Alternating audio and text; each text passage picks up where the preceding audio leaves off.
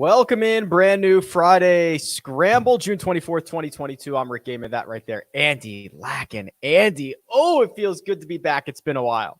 Yeah, how was well, obviously we can get into a little bit of the US Open, but how's the travel been? I know you've been a super busy guy lately. Yeah, all over the place. It was good, but obviously, a couple of red eyes coast to coast kind of took its toll on me the last couple of days, but now getting back into very much my routine and glad I did it.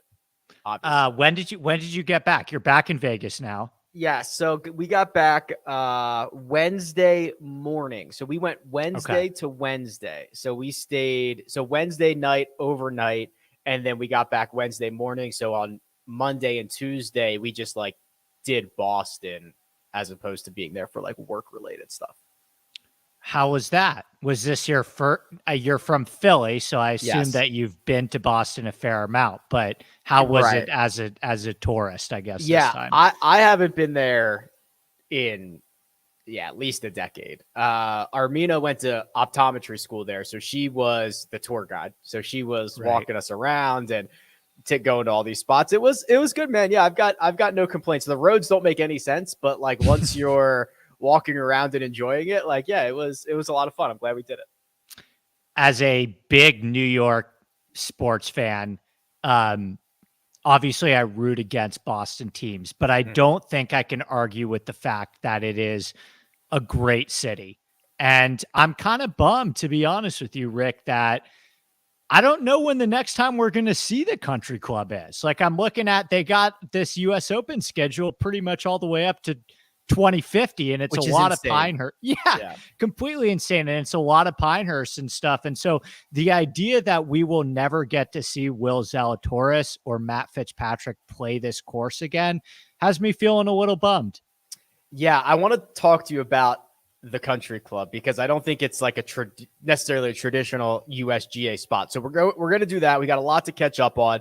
I will remind everyone that we are indeed presented by PrizePicks. So we're going to look at the board here in just a few minutes because they're obviously out on the golf course already, the Travelers Championship, and some of these props tee off in 35 minutes, 45 minutes, and there's some ones that are later in the day. So we're going to look at those in just a second. If you want to make sure you're ready, use the code RICK. There's a link in the description. That'll get you all set up with your deposit bonus and all that fun stuff. Andy, let's talk Travelers real quick.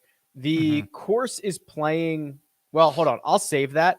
Let's just talk about the top of the leaderboard. Patrick Cantlay in at 9 under par. Very good for you and your one and done selection for this week. Rory McIlroy has not teed off yet. Rory McIlroy is having a very, very, very good season, and it is not really being covered because he hasn't won a major and because Scotty's doing Scotty things. Right. So, I mean, I think the Rory hype heading into St. Andrews has got to be at a fever pitch, right? I would imagine that I'm already starting to see the Rory St. Andrews tweet. So let me ask you the biggest question. I think that's probably on everyone's mind. Do you feel that Rory McIlroy can win majors, or do you think that you're just gonna miss it, right? You're not gonna bet a guy at 11-1 or 10-1 that hasn't won a major in 8 years. So I probably will not be betting it, right? But I'm not going to bet a lot of guys at 10 or 11-1. However, the idea, and I forget who I had this conversation with, Kyle maybe at one point, where it was can he win? It's yeah, obviously, yes, of course he can win. He's doing everything right. The fact that he hasn't won a major in 8 years is a lot of bad luck. There's a lot of variance. A lot of it was he just played one bad round. Of course, Rory McIlroy can win major championships. He's the guy. He's playing. This might be one of the better versions of Rory that we've seen in the last couple of years. And I know we only grade him on major wins, but I think that's a true statement.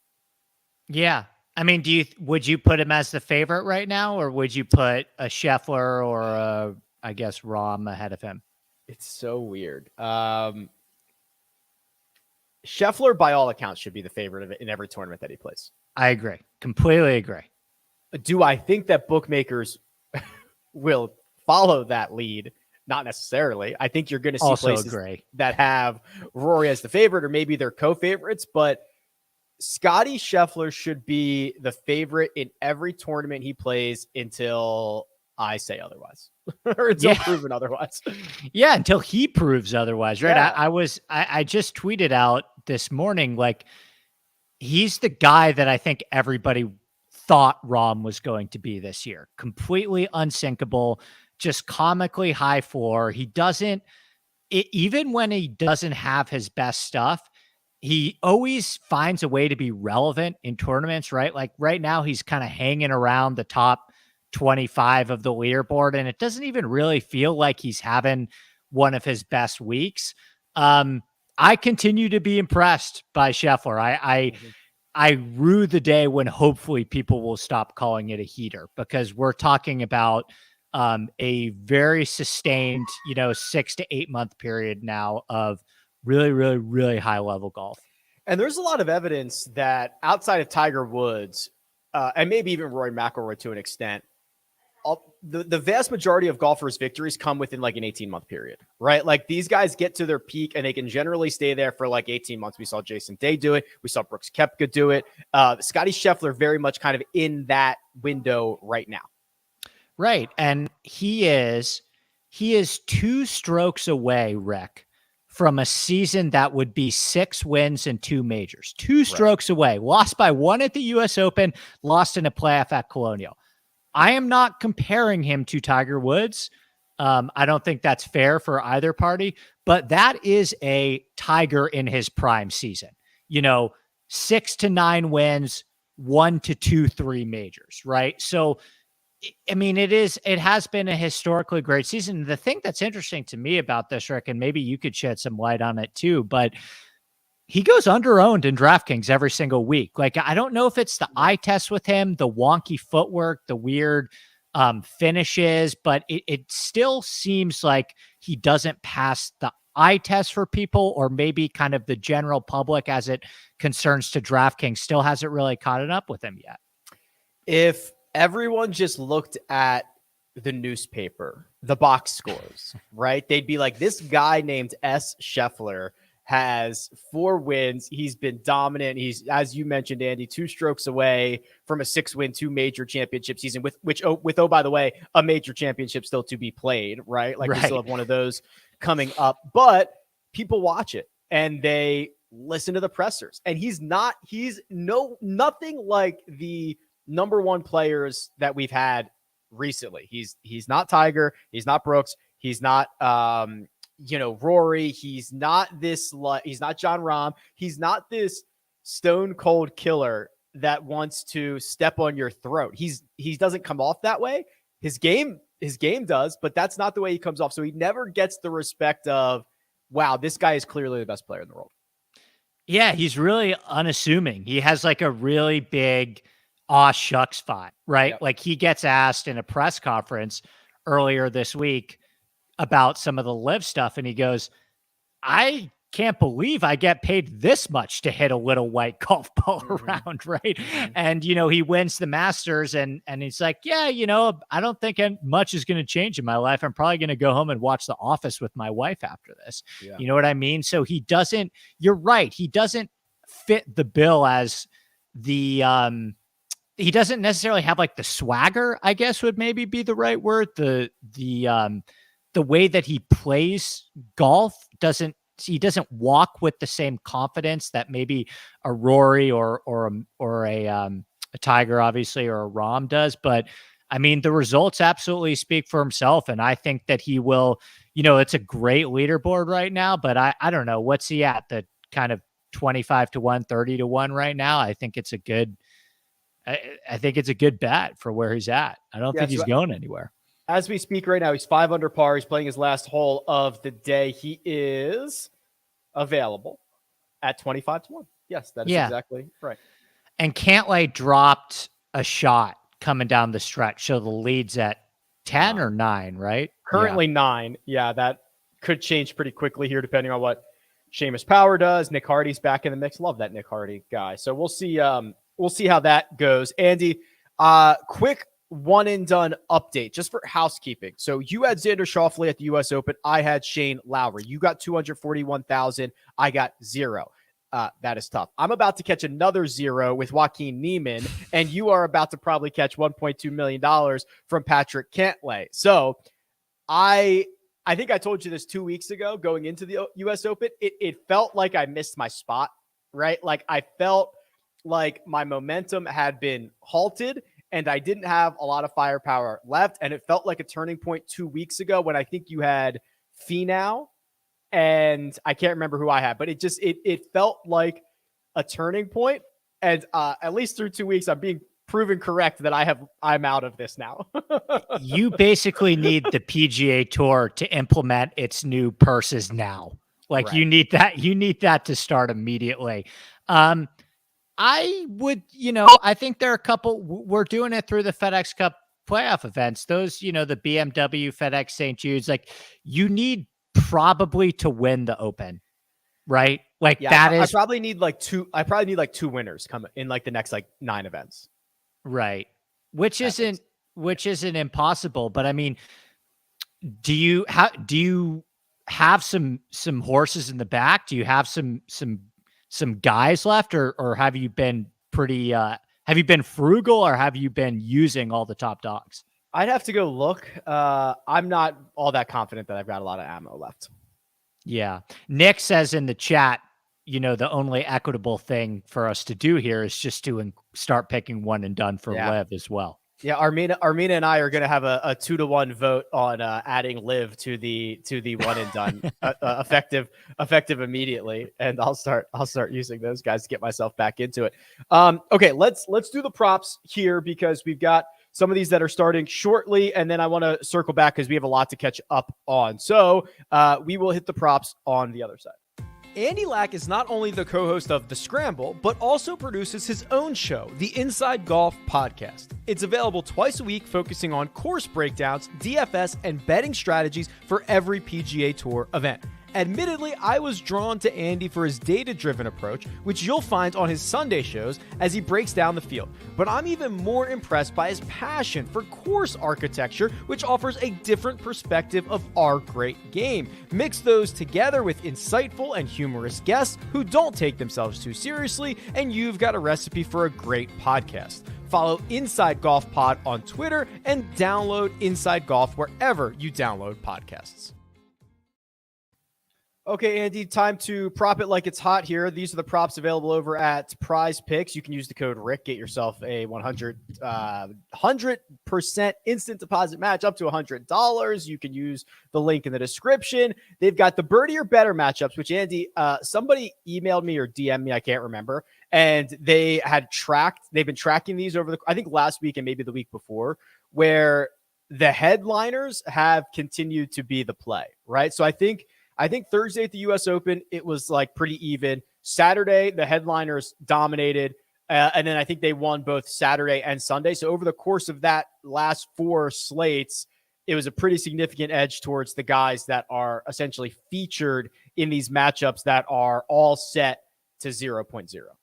Right. And as long as they continue to give us one objectively better player versus a worse player, I'm going to keep generally choosing the better player. I mean, the one that probably sticks out to me the most here of these 4, well, I guess there's 2, but Mito over Smotherman.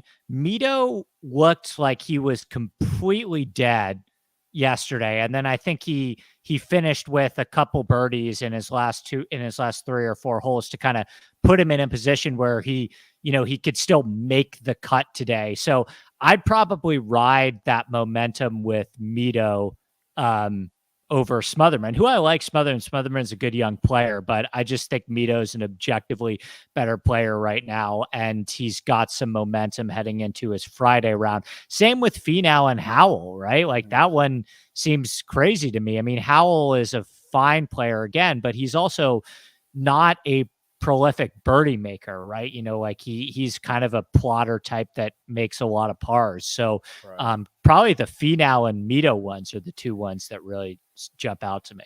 Yeah, I think that feels right. The Austin Smotherman, who I'm a big fan of, I'm not sure we've seen what his ceiling is yet, right? Like he has a lot of these like 25th to 45th place finishes, and he seems to be much more consistent and solid as opposed to like, I'm going to snap off and make 8 birdies in a round or something like that. So I think we're still trying to learn what his floor and what his ceiling is. Tommy Fleetwood. So I like Tommy kind of here on the strokes, Andy. So yesterday, the course played nearly dead on to par. And the morning wave was a third of a stroke under par, and the afternoon was a little bit more difficult than that. Right now, it is much, much easier. It's playing like a stroke and a quarter nearly under par, and they've adjusted a little bit, but I still thought, Tommy Fleetwood under 65.5 is essentially asking Tommy Fleetwood to gain a stroke on the field, right? Not even, just to beat the field average is essentially what it's going to ask. Webb Simpson, that's like gaining a stroke or a stroke and a quarter on the field. I don't think those are fairly significant asks, even though some of these lines have been adjusted in the proper direction. Yeah, I agree with you. I mean, it's going to be interesting to see this afternoon, Rick, because the course played over par on Thursday afternoon. Like, it does seem to firm up a little bit as the day goes on. But looking at the weather forecast, like yesterday, there was a little more wind in the afternoon, which I think made scoring conditions a little bit more challenging. I'm not seeing that wind, so I do think that it's going to play easier this afternoon than it will be yesterday afternoon. So yeah, I would agree. I think there's a little more leniency I see on some of those unders for some of those guys to go low. I don't have the full data to back this up yet, but I'm in the midst of specifically for Friday rounds, looking at guys that start outside the cut line, Andy, and seeing if they tend to make more birdies or better than their baseline, with the idea is they know they have to play themselves into the cut. There's a little bit of evidence there. I'm not ready to like call it and be like, hey, this is a significant edge or anything like that. But I think there are certainly positional situations for guys on these leaderboards. Like Rory is not necessarily super incentivized to go out and make 5 birdies or better, other than the fact that he wants to shoot the lowest round. But if you have someone like Tom Hoagie, who literally his week will end today if he doesn't go out and shoot something pretty deep under par. Yeah. I like that. I like that idea a lot. Who are the guys that are kind of hover? What is it right now, by the way? It's like we're probably looking at -2. We're trending towards -2. That is correct. Okay. Yeah. So, I mean, some of these guys that are over par, they really have to make something happen today. I think Hoagie got in the clubhouse at like +3. Yeah, I like that because I think your strategy changes, right, Rick? Like, I think if you know that you need to shoot a 64 or 65, you're going to be firing at every pin. And so for better or worse, like you're probably going to give yourself more birdie chances. So yeah, a Hoagie, a Mito again. The thing about TPC River Highlands too, with these birdie matchups is there's a lot of variance on this course, right? Rick, is something I've noticed. Like you can pretty much go out, you can pretty much make birdie on almost every hole on this course. You can also make bogey on almost every hole on this course, but there are a lot of birdies out there. So yeah, I think those matchups and the overs on some of the birdies, just kind of thinking that it's not going to play as tough this afternoon as it did Thursday, is probably where I would be going. And I just like it when my athlete has the same incentives or goals that I do. So trying to find things that align a little bit better. It's obviously not a perfect alignment, but like align a little bit better is always valuable. They did drop the hole 13 props. So hole 13's playing 0.11 under par at the moment right now. So all the hole 13 props are set for 4.5. There basically have been 2 eagles made, 27 birdies. So 41% of the guys that have gone through hole number 13 right now have gone under, which makes me think that I would be favoring, I was going to say the overs, but not against Rory and Xander, maybe against Finau and Varner, but I don't necessarily love this as a prop. Yeah. This par 5 this is the tougher one, right? Yeah. I mean, it's playing right now 13. It is the tougher one. 6 is like twice as easy. Right. Yeah, I guess I'm with you. I'd probably go the over, although, it's a little bit more scary when you're talking about I know. a Yeah. Rory or a Xander who tend to dominate par fives and have all the distance in the world. Finau too as well. But yeah, they're just, I don't love that one just because Neither they're do I. not really giving me the players that I want. Right. Okay. Fair enough. The coach you're looking for there is Rick. There is a link in the description. Go over and get yourself some action at PrizePicks. We've got a lot to talk about. We've got a lot to catch up on, and we are going to do that right after these words. If you're not playing daily fantasy on PrizePicks, then you're not really playing daily fantasy. They offer nothing but props, and they do it better than anyone else. You pick 2 to 5 players on an over-under and can win up to 10 times on any entry. They allow mixed sport entries, meaning you can take the over on LeBron James and the under on Jon Rahm. The golf-specific props are amazing. Birdies or better, fairways hit, greens in regulation, round score, and now, yes, single hole props. That's right. What score will a golfer make on a specific hole? I have PrizePicks specific tools on my website to help you build the best entries, and now PrizePicks is offering a 100% instant deposit match up to $100. Just use the code RICK at sign up or click the link in the description. That's code RICK. Good luck. All right, Andy, let's have a little fun here. Let's get caught up on all the things that we need to get caught up on. We have not had an opportunity to digest the U.S. Open and the Country Club and Matt Fitzpatrick and everything that we saw over the course of the week. Let's start with the golf course, because this is what I'm most excited to chat with you about, because this is kind of shorter than your general U.S. Open setup. You mentioned it earlier. Really no plans to go back to the Country Club in like the near future. I thought it was a great host. What did you think of it? I loved it. I mean, and I'm curious to get your take on it from the grounds, because from what I've heard, it's kind of a little tricky to get to, right? But like, how as a viewing experience was it the type of golf course where you were able to, it was easy to navigate kind of as a viewer? Not really, which is a little bit unfair. So they limited, I believe it was 26,000 is what they limited tickets to each day. And I know they sold out like immediately. It's not particularly easy to get to, right? As you can imagine, from a course that's over 100 years old and it's in Brookline and all this stuff. So there was like a lot of shuttling that had to be done and a lot of walking that had to be done. And then because it is such an old course, Andy, like there's no cart paths out there.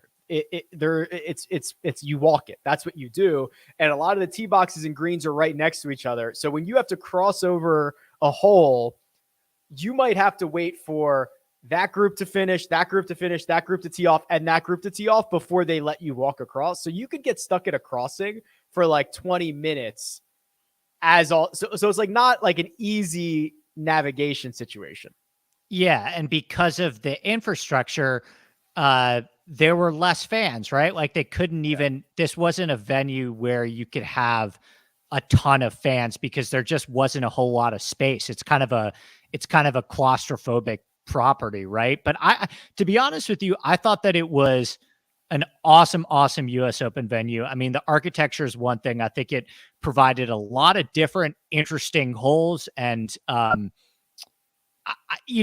I think what's interesting with the USGA rec is something that it seems like they're trying to do recently. They have new leadership over there with Mike Wan and Bodenheimer, and it seems like they're not willing. They're going to err on the side of safety, right? They're not willing to put themselves in a position where we get a Shinnecock 2018 or 2004 before, where I think they're very afraid of the players complaining. So I think they feel very comfortable with that -6 target score. The last 3 US Opens have been won at -6. And I think I'm okay with. I think there should be one tournament a year where the players do get a little uncomfortable and the players are complaining a little bit, and that should be the US Open. But I think for the most part, I thought it was a very, very fair test that gave us the most deserving champion. Yeah, and I'm cool with 6 under par as well, considering there were 9 golfers under par, right? Like, right. Don't get me wrong. This was a very difficult test. The rough was thick and random, and those little tiny greens. Like I got there on Thursday morning, and I think I walked on, like I came through the gate that was right by, it was like 16 or 17 green. And the first green that I saw, I just laughed out loud. Like, it was so small. I'm like, how are these guys even going to have a chance? And it's so well defended. I was like giddy the second I saw my first green of being there. So, we talk all week in, the pre-tournament content about how the greens are like the smallest ever. Does it feel that way too when you get there? Like, from all the golf that you play in Vegas, did these greens to you look that much smaller than what you're used to playing on? Yes. And it is like, it's also kind of like, it's visual, right? Where, just off the rough could be like fescue or this thick rough. So it almost makes them look even more dangerous. But when you have 3 players and 3 caddies standing on this green, the green's full. Like, it's full. Like, there's nowhere else to go. You know what I mean? So yes, it was noticeably like, the first thing I saw, I was like, holy crap, these are tiny. They're just so small. And in terms of who did you get to see the most of? Like, who did you spend the most time following this week? Yeah, I tried to really spread it out, right? It's because I wanted to take the opportunity to watch a bunch of different guys. So I spent it was Victor, Justin Thomas, and God, I can't even remember who was the third guy in that group now. Finau, maybe? I don't remember, but that group I walked like 9 holes with, and that was probably the most I walked with any one group. 3 or 4 holes with the Spieth group, 3 or 4 holes with Rory's group, right? I just tried to go see, and then as the championship was being decided on the weekend, it was okay. Let's go find this Fitzpatrick Zalatoris final pair. Like, let's go walk with them for a bit. So I tried to just see as many different guys as I could up close. Was that because, I've heard a bunch of, I've talked to a bunch of people that were there, that, our buddies at Golf Digest and stuff. And did it feel to you, what was the atmosphere like? Because from everything I've heard from the people that went, it felt like a golf tournament and I don't know if this is because of, it was just a great finish. We had a great leaderboard. There's obviously this kind of undercurrent of live stuff that is giving a lot of life to golf right now, for better or worse. What was the atmosphere like? Did it feel like a tournament with more juice than you've been to in a long time?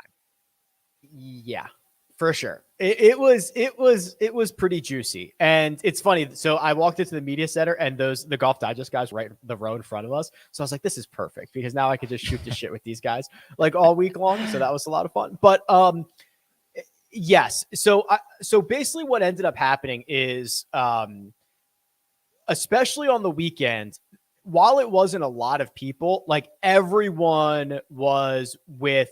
So it also helps when the popular players are the guys in the mix, right? Because if you go to a tournament on Sunday and Rory McIlroy is 8 shots off the lead, he is still going to have a big group of people following him around. Right. So now that is converging with the fact that he's in the mix. So like those final 2 or 3 groups, it's just, and everything's so tight in some of the corners of that golf course where like everyone's in the same spot. 26,000 people are in the same spot, and you can like hear and feel the roar. So it was, I think probably just because of how tight it is and the way the leaderboard and the popular players were converging, that it felt very, very juiced up. What about the fans too? Like, we made a lot about these Boston fans. How was the atmosphere there? Yeah, they were cheering for guys like Phil, right? No, I did not hear one negative word uttered to any live golf guy, or anyone for that matter, quite honestly. It was like, a reminder that what goes on golf Twitter does not translate simulate the real world. Yeah. Right. To who goes to golf tournaments. I thought everyone was very, just generally very positive. And for the most part, you still hear stupid stuff in the galleries all the time about like who players are and all this stuff. But like, I thought they were pretty knowledgeable, because like you could also hit a good shot that doesn't really get rewarded all the time at the country club. I thought the fans were well behaved and educated well. That's what I heard too. I heard on the media side, the live stuff was out of control in terms of just everyone was talking about it. The rumors were crazy. Did it feel like that to you? Did it feel like the live stuff dominated the conversation more even so than the championship? Early in the week, it's all anybody talked about. Yeah. So especially because we started off the week on Monday with Phil's presser, right? Like that was like the first thing of the week. And then remember, this is like the first time that everyone in the media has gotten together since we saw a live golf event and others have left to the tour. So it was just like rampant speculation of who's going, who's not going, what are your sources, who are my sources. Like it was out of control. Now, I will say, once the tournament started, that died down a lot. And I think on like Thursday and Friday, the golf course, especially in the media center, became a lot of the focus. And then Saturday and Sunday, it was all about Rory and Morikawa and these guys at the top. Like it was the weekend, I did not hear a live thing in the media center. So it was definitely dominating it early in the week, and then died down much after that. Did it feel like the players at all? I don't know if you got to talk to any of the individual players, but did it feel like the players, it was on their mind a bunch? Like, do you feel like, from what I've heard, like the live guys were kind of on the range interacting just fine with the other guys, right? Yeah, there was no like, oh, Taylor Gooch, you went to live, like you're not my friend anymore. Yeah. Right? Like they definitely, it was same stuff, different week for like player on player interaction. And then, I mean, when you talk to, again, early in the week, when you talk to agents and players and like that, like live was very much a topic of conversation, whether that was just because they were being asked about it all the time or whatever. But like that was the conversation until the championship actually started. Right. I was listening to Max Homa, his interview on No Laying Up podcast yesterday, and he was talking about how when Matthew Wolff showing some signs of life. He was talking about how when Rahm was scheduled for the practice round with Phil, all of the players for that split second of the morning really thought that Rahm maybe is gone. He's, he obviously has this relationship with Phil. Phil has been like a mentor to him, and they're going out, the two of them, with Kevin Na, another live guy. And there was kind of these whispers between the players on that morning.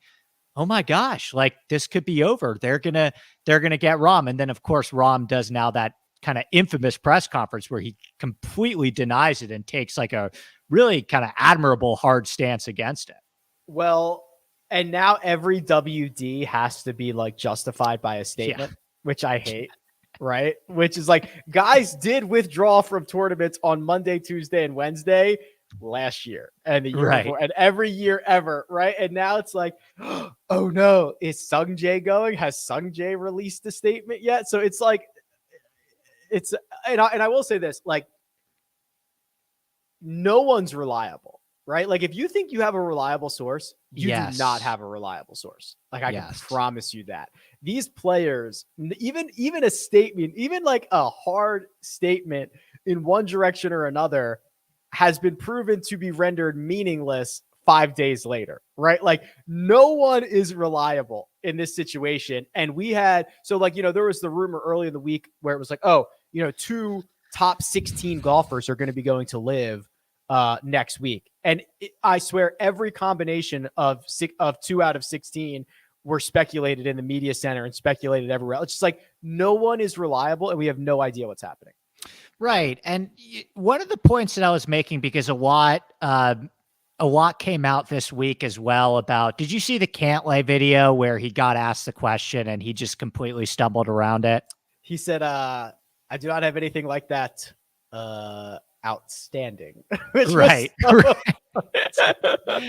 And then Xander made a statement too. I think he went on CBS, right? CBS Sports Radio or something like that. And talked about it too. And the point that I was making with some of these guys that are getting killed for these quote unquote weaker statements, right? Is at this point, I'm not sure what they're supposed to say, right? Like, I think it would be almost, unless you're Rory McIlroy and the PGA Tour might be named after you in 3 years.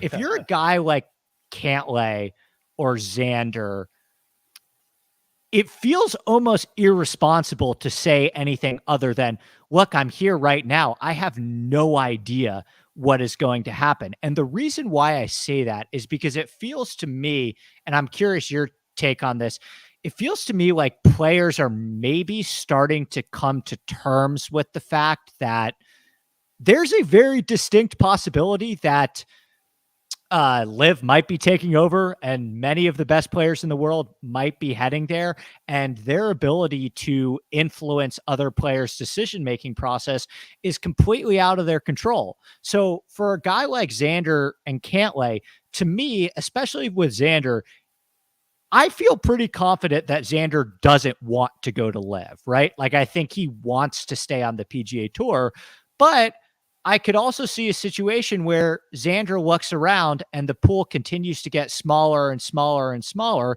and he starts to say, okay, wow, man, like maybe this is kind of escalating and picking up way more momentum.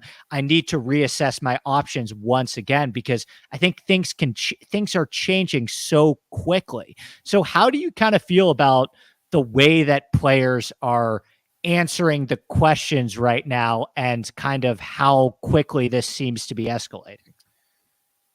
I generally think that there's only maybe one guy who is capable of taking a hard stance, and it's Rory. Right. McIlroy, I agree with you. Because the amount of money that has been rumored for Phil, 200 million, Dustin Johnson, 125, so on and so forth, right? Bryson, 100 million bucks.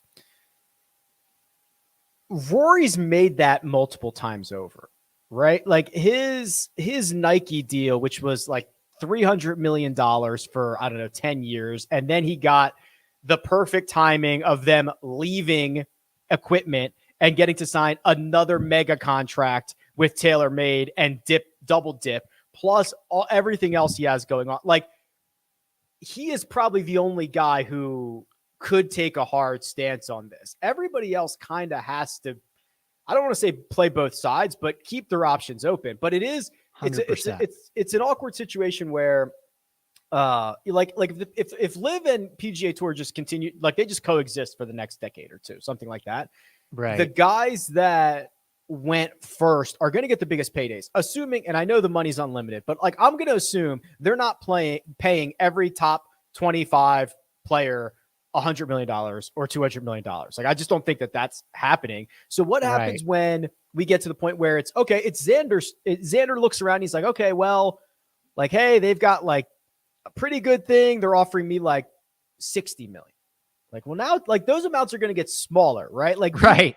And if you're the last guy to go, you're not getting anything. Like, you're getting like, there's no leverage there, right? All the leverage is front loaded. So I think the next 3 months, I think are like that. Like, that's like the window, I believe. Right. Maybe it's even smaller than that. Yeah, no, I completely agree. And, you know, a guy like Taylor Gooch, like, he cashed in, right? Like, you got to imagine that, say a Xander or a Cantlay goes in a couple months, or from what I've heard, there might be a big wave after the Tour Championship. Proportionately to what they're worth versus a guy like Taylor Gooch, I don't think they're going to get paid in proportion like that the longer they wait. I'm curious to get your take on this, because I think we're going to reach a little bit of an inflection point next week here, where if you look at the early John Deere field, it's really bad. I mean, really bad. And the Portland field has already been announced with 3 remaining spots for potentially 3 more pretty darn good players. Like, where do we stand right now as people in our position when a John Deere is going head to head with a Portland? Like, where are our eyeballs and money? And maybe this is a better question for the viewers, but like, where should we be going in a week from now if the Live field is a lot stronger than the John Deere field.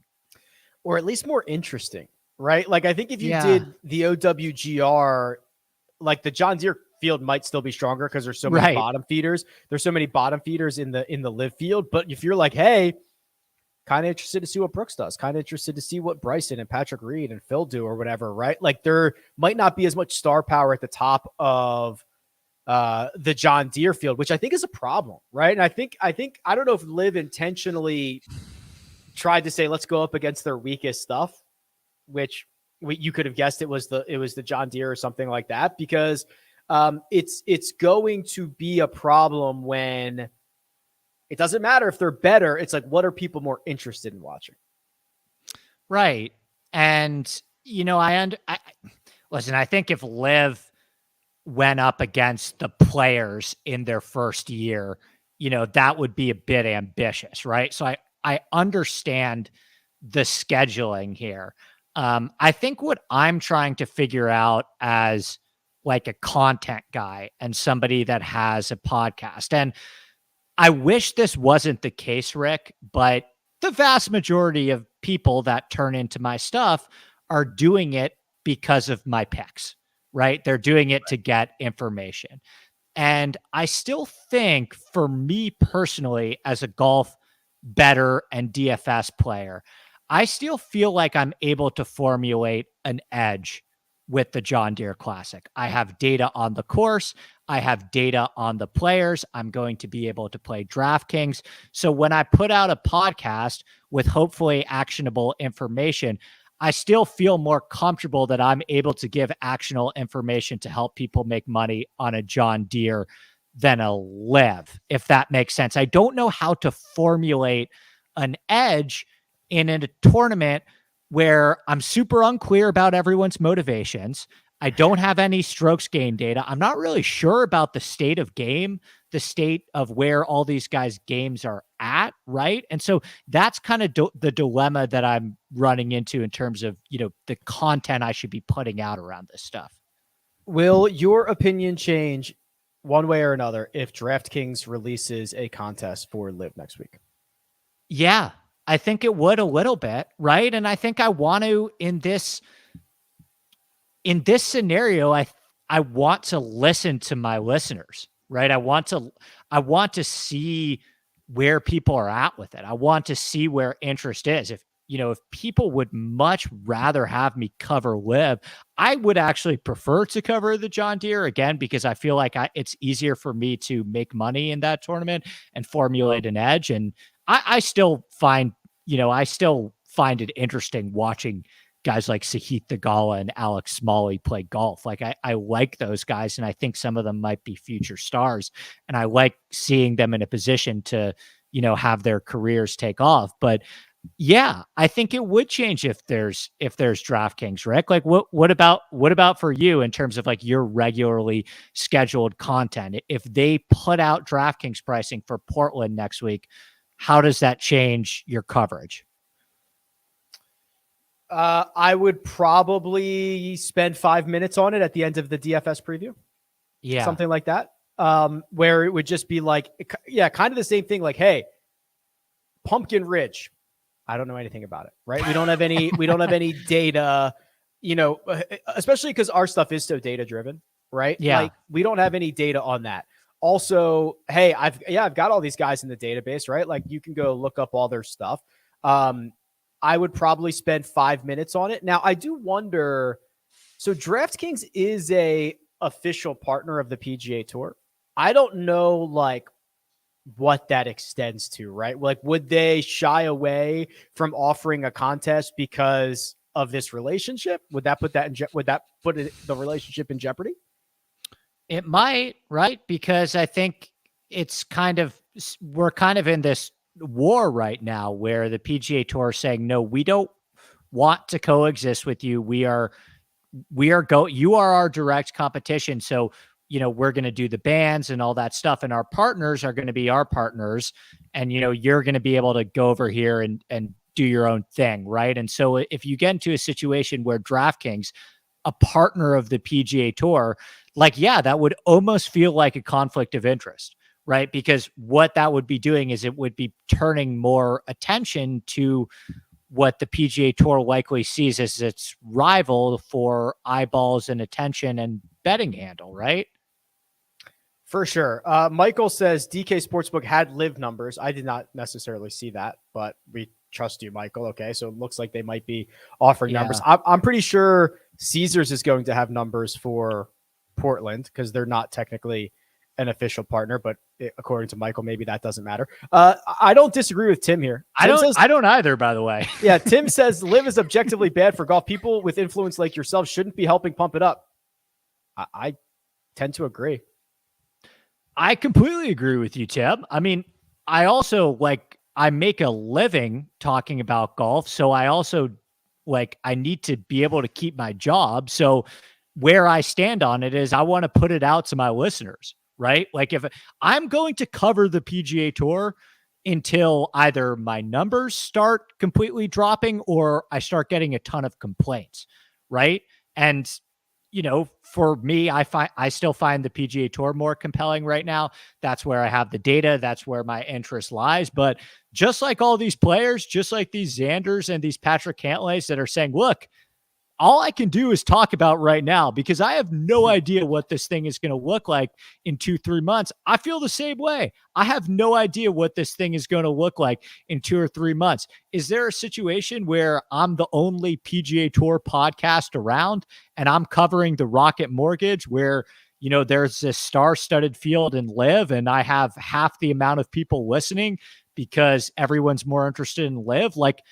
That's possible, right? Maybe not in the next month, but maybe, in the next couple of years. So to me, where I kind of stand is, look, I'm covering the PGA Tour for now. That's where I have data. That's where I feel like I have an edge. That's where I'm comfortable with. But I also want to be cognizant of the fact that I don't know what's going to happen.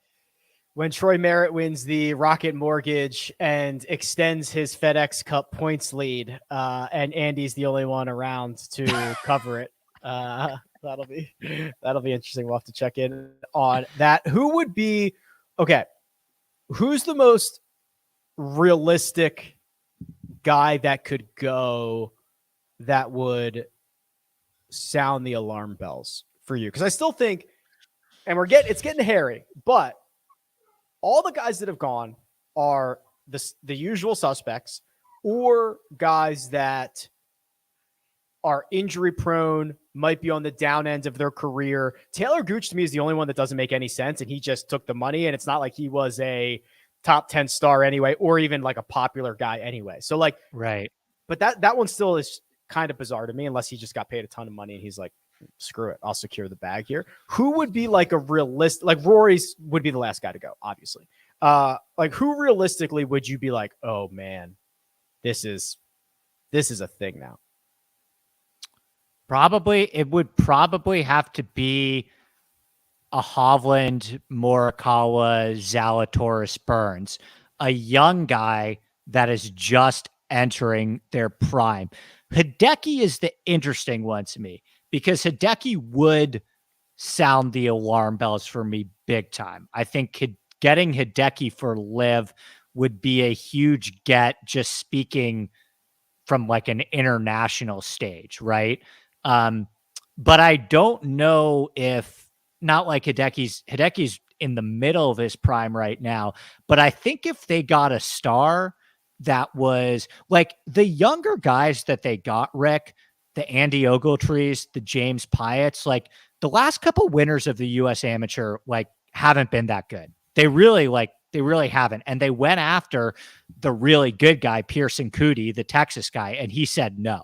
Right. So these young guys like a James Pyatt or an Andy Ogletree, they're not stars. They were never going to be stars on the PGA Tour. So that doesn't sound the alarm bells for me. That actually makes sense for guys like that to go.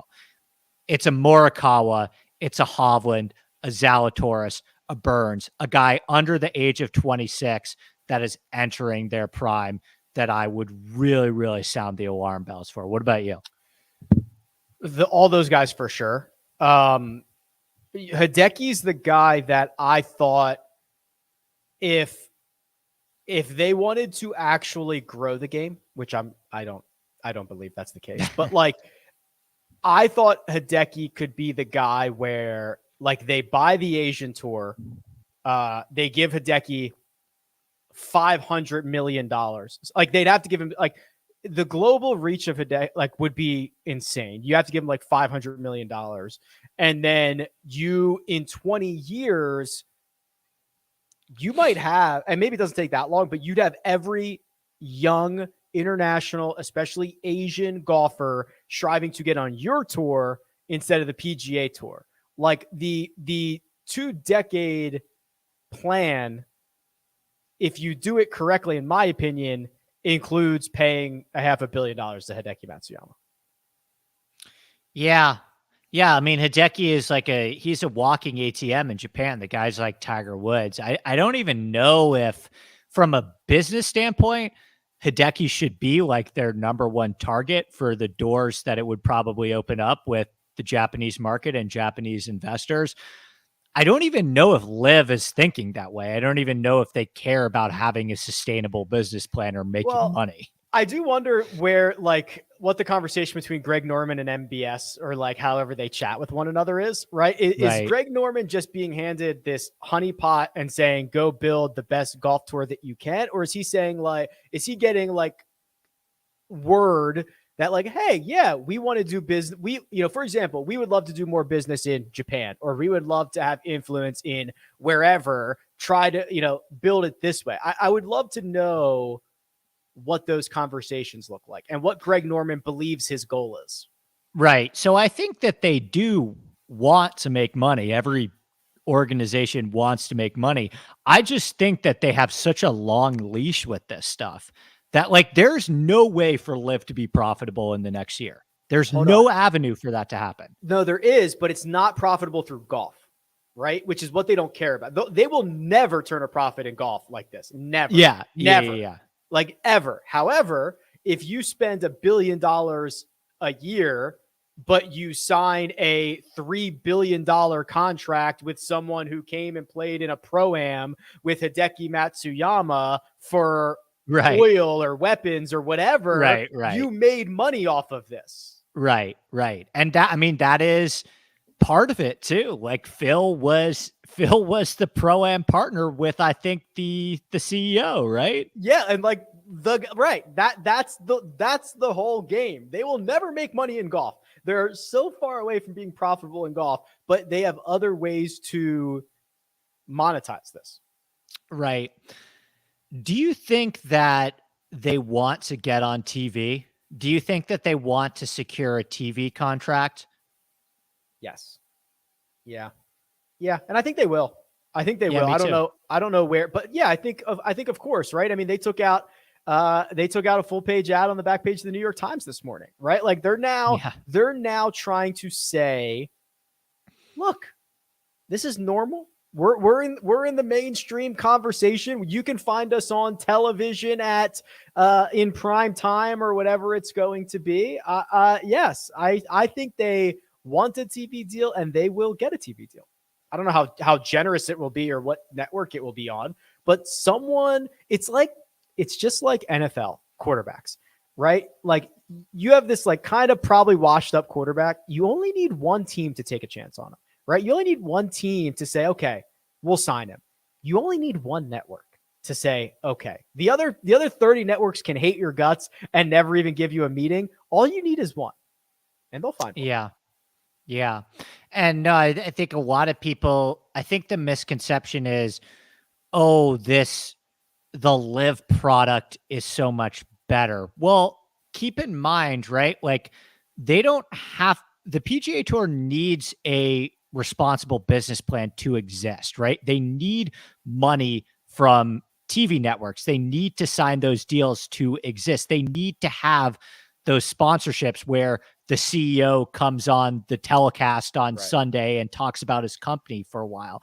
Like the only reason why it's hard to compare the Live product to that right now is because they don't need to worry about any of that stuff, right?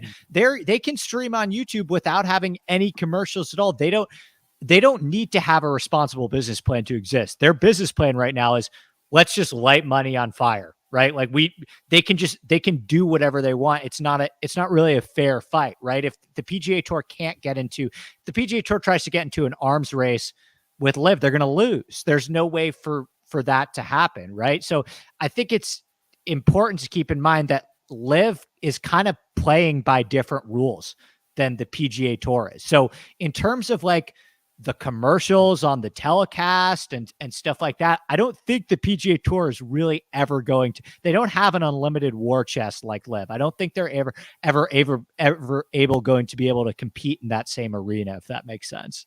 For sure, 1,000,000%. And you can kind of just see in the the changes that they've already put in place. It's like, yeah, we can add more money to some prize purses, but like the long-term reform that I might be looking for, like that's years away to never happening. Right. Just because of everything that is currently in place would have to be undone. It does not happen overnight. Right. And last question, because I know we're up against it now, but the changes that the PGA Tour did made, like kind of quick fire response, how do you feel about them? Good, bad, medium? It's like a B+. I think that for what Jay Monahan could do right now, I think he did it, right? Increase some purses to get much closer to, okay, so, now the PGA Tour has 8 purses that are $20 million or more. LIV has 8 that are 25. Like that's, okay, that's fine. We're getting there. You added events, which kind of goes against what we're dealing with here, but you still, so you're never going to be able to match, especially like the contracts or the guaranteed payments or anything like that. But I also don't think you have to. If it was like close, people would say, okay, well, I'm just much more comfortable on the PGA Tour. They have the built-in tradition. They have all this stuff. They don't have necessarily the moral concerns that this other golf league does. Like, you just have to kind of get close. And the stuff that I want, which is like, blow the whole thing up and also introduce teams and go to 28 events instead of 48 events and do all this stuff with like the Corn Ferry and blah, blah, blah. Like, that's like a decade away. Like, and Jay Monahan was never going to be able to do that today. Now, do I think that he screwed up and like, hey, we should have been planning for this over the last 18 months? And all you did was the PIP and whatever else, like, huge mistake. But like, for the things that he did on Monday or whenever that was, I think that's like the most he could have done in the moment. They also don't have a ton of leverage, Andy. Yeah, they don't. And I mean, to me, it feels like they're just kind of going back a little bit to the WGC model, which to me, I feel like didn't work. Right. And in terms of these smaller field events for more money. But I agree with you in the sense that he doesn't really have a lot of cards to play right now. Right. And like a lot of people are saying like, oh, isn't it convenient that the PGA Tour just found all this money? Why didn't they do it sooner? Well, it doesn't actually really work like that. They have a specific reserve fund that kind of got decimated during COVID, and they're really not supposed to use it all. Yes. Did it take an external threat for them to go to that reserve fund earlier than maybe they thought? But like, this was always what it was going to have to be for the PGA Tour. And it's not like they've already paid out this money. They're going to go sell sponsors on these new events. They're going to go sell, like, they're going to have to make up this money somewhere. It's not like Jay Monahan went down to the vault and pulled out $50 million or $100 million in cash. Like, they're going to make this up somewhere. They just have basically said, we believe we'll be able, like, we'll be able to do this, right? Like, we need to front load it. Yeah, right. we need to take these measures now because we don't feel like we have a choice. Yeah, I honestly, I'm fascinated. It is the type of conversation that probably deserves a much deeper dive and longer introspection. So I'm sure we will continue this discussion as the weeks go on. And as we've seen, everything changes every 2 days. So we will continue to pursue this as always. Okay, Andy, always a good time. That hour flew by. So just to recap, everybody, the PrizePicks code you're looking for, it's Rick. There's a link in the description. It'll get you 100% instant deposit match up to $100. Andy Lack is available on Twitter at ADP Lack Sports. You can find me at RickRunGood. This has been your Friday Scramble. Good luck.